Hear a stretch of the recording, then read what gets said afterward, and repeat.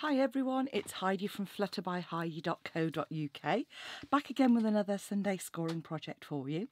And this time it's a stable door card and the portrait orientation, but inside we've also just created this little flap for a gift card to go in as well.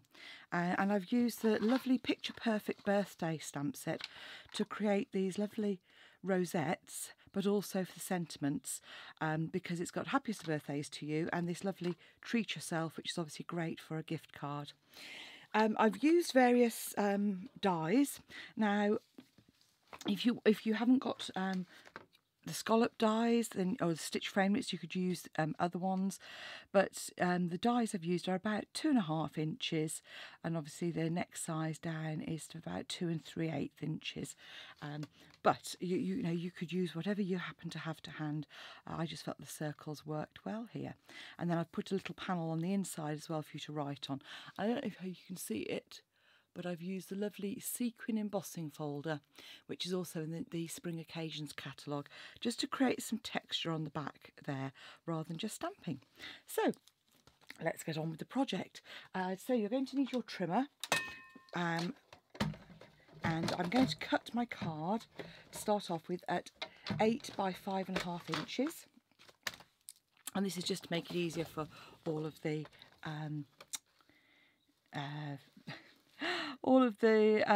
cutting stuff, because we're going to get it stuff halfway. So 5.5 inches, and just trim that down on your cardstock to 8 inches.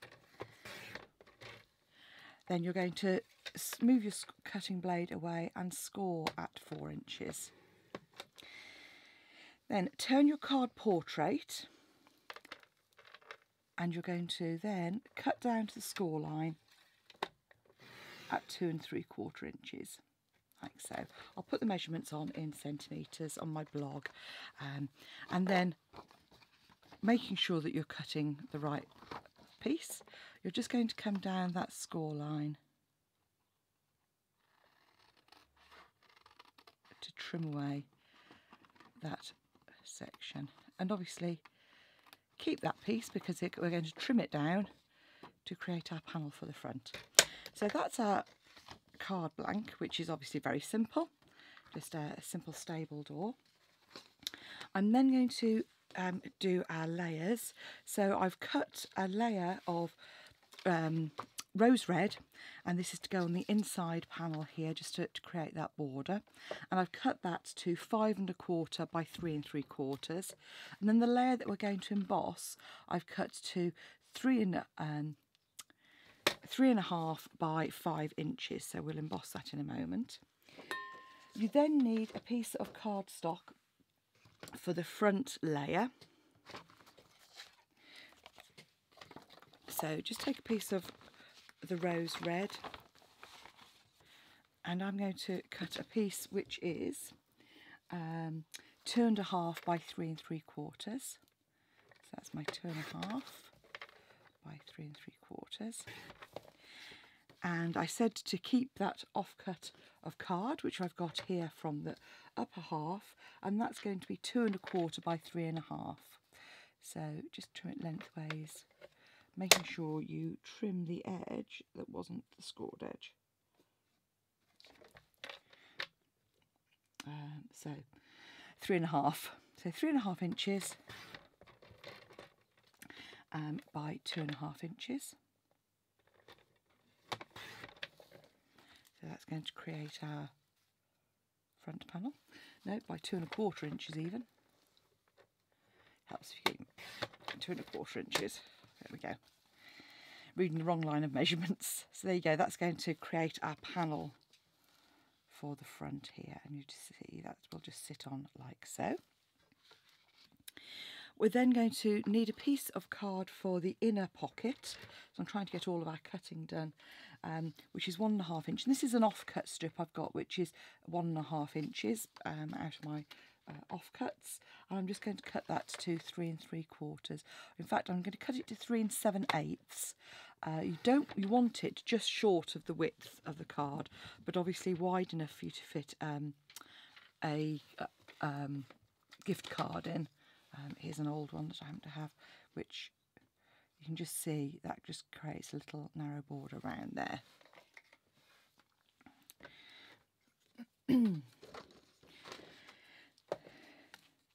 So now we've got all our bits and pieces. Pop the trimmer away and on with some embossing. Now the sequin folder is another one of these dynamic textured folders, which means it's that bit thicker. So when you pop that in, obviously easy enough to pop in, and you can obviously have a look and see how much of the embossing you want, whether you want it sort of heavily embossed or from the sides. And with this one, because it's directional, you can put it whichever way you like. I'm going to have some heavy embossing towards the top of my card. So just pop your card in and just check the sandwich that you're going to make with your big shot.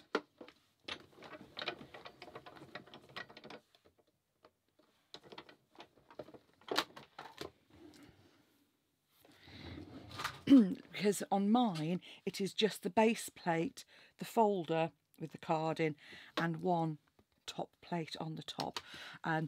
Obviously, you do, whatever you do, if it feels like you're having to force your big shot, don't. So that's going to create our panel that we've got there. And then what we're going to do is cut a stitch shape framelit. So I've got an offcut of Whisper White and one of the large stitch framelits. And then we're going to cut a scalloped circle out of the rose red cardstock as well. And this is what I do. I mean, obviously with a lot of projects, you find you've got offcuts of all sorts of things. Die cutting is one of the few things I don't generally have offcuts of. I happen to have a circle here. Because of once it's been through, particularly if your big shot plates are marked, you will find that you'll get marks on your base plate. So just be careful with that and make sure that you're keeping those nice and fresh. And then all I'm going to do is just create my sandwich. I'm using the magnetic plates here. And then create the sandwich to go through.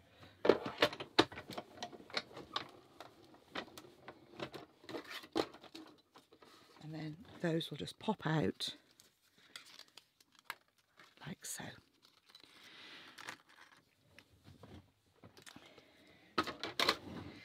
So we can pop all those to one side and start doing some stamping. So those are our layers. So we want the piece of card for the front, we want our die cut circle, and we want our panel for the inside. Now, to carry on the theme, I've used Blushing Bride cardstock, so I'm using Blushing Bride ink, and I'm using the rose red, but that's quite a strong red. So when I'm doing the inside of the sort of rosettes, I've just stamped off once on a spare piece of scrap that I happen to have. So I start off by opening our ink pads, and let's do our sentiment. Now these are photopolymer, so with our photopolymer stamps it's important that we use a piece of stamping pierce mat. And mine seems to have gone AWOL right now. In fact, I know exactly where it is. It's downstairs. So I'm not going to worry too much about that, because what I'm going to do is use what I use to store my piercing tool and just pop that in there. So I'm using full strength rose red for the sentiment. So that's going to sort of stand out really nicely. With the happiest of birthdays to you. And then we've got these little sort of like they're almost like sparkles, confetti, sort of like the sugar strands, and then you can pop some of those around in Blushing Bride just to tie that in. So that's our first sentiment. Our second piece we're going to use for the inside. So we're going to stamp the sentiment first. Then we're going to come in and stamp the image in rose red. And all I'm going to do is just pop that on either side. And you'll notice on this that one of the, on either side, where you've got the little gaps, we're going to use our photopolymer stamp to come in with those. And this is the bit where I said I was going to stamp off. And if you look carefully, probably can't see, okay, let's zoom in. You can see that one of the little bars is slightly wider than the other. So what that means is when I stamp off, I look on here for which has got the slightly bigger gap either side and pop that in.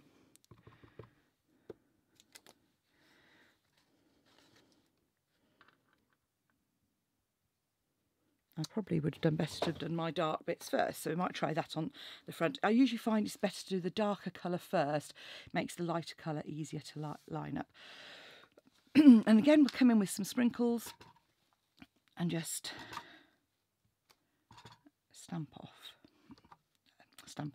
just stamp those around that image. So that's our second piece. And now we can do our front panel. And the front panel, let's try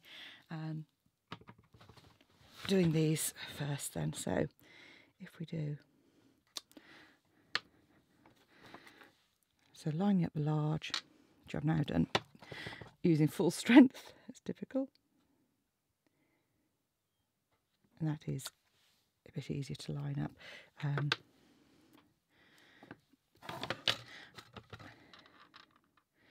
I actually prefer doing, although it's more difficult, I'm actually going to say I prefer doing it with the large one first because it makes it easier to space.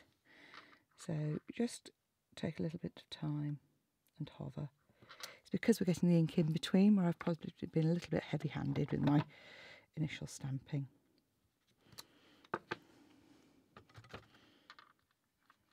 Obviously, having started by doing the first one with full strength, I need to carry on with all of them to do the same.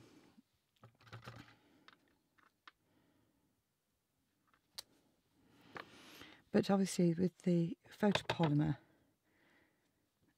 it does make it easier to line those up.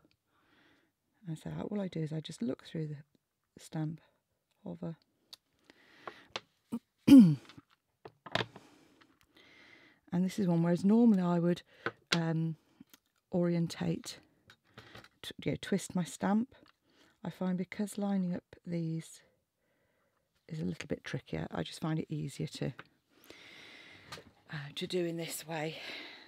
And I'm just going to come in with the last little bit on the corner there, a little bit on the corner here. So we've created our own background for that. We're going to pop the ink pad away because I will just get in a mess with those. And now we can finish constructing our card.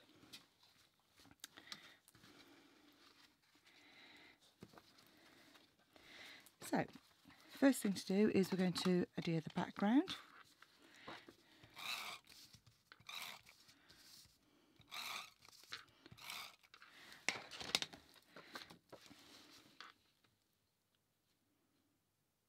Oh, and what I haven't done is cut the panel for the inside. I can do that in a moment.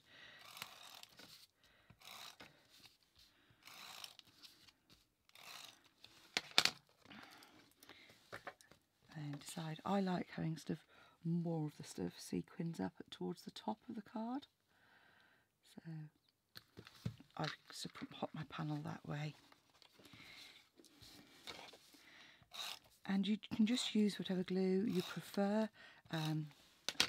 I'm just waiting for a refill of my snail come through. I've had several classes recently, and what I thought were snail refills that I'd got in my box turned out to be fast fuse, which, while I'm talking about fuse, for those of you that like using the fast fuse, it is, once stocks have run out, it will no longer be available.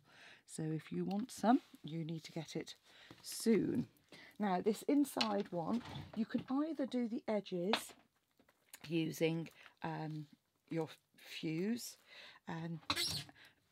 I find it easier to use a piece of some red tape, just because you can be more precise with it, because you only want a thin layer. So check the orientation of your sentiment. I very nearly put the wrong one on. That would have been an Australian treat yourself, I think.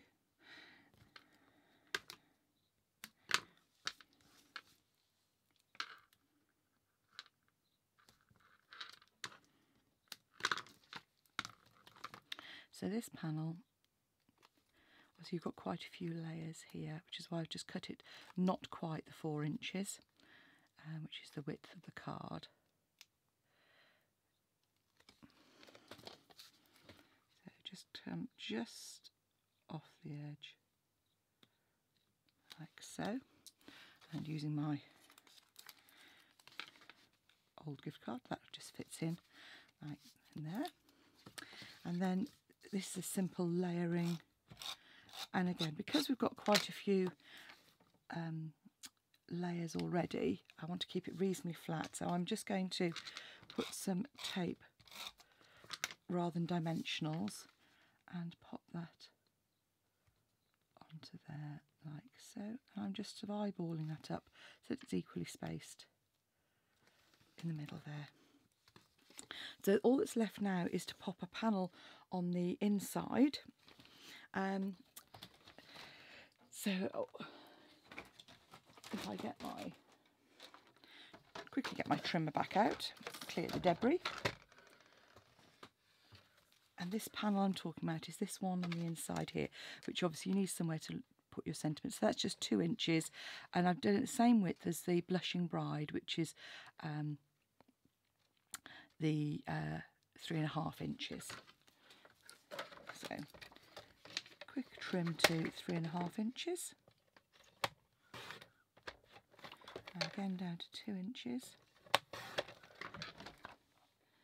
And then just back in with our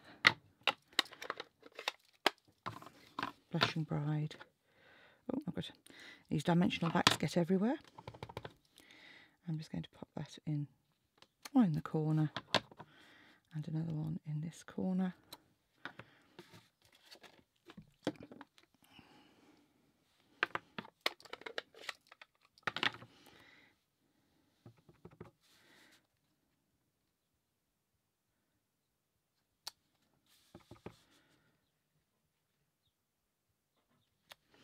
There you go. And again, pop in with your sprinkles. Oh, so they do look a little bit like sprinkles to me. Just to kind of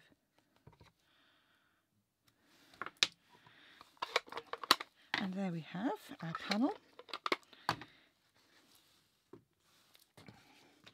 Again, just pop a little bit. You might find, for your preference, tape might work better here.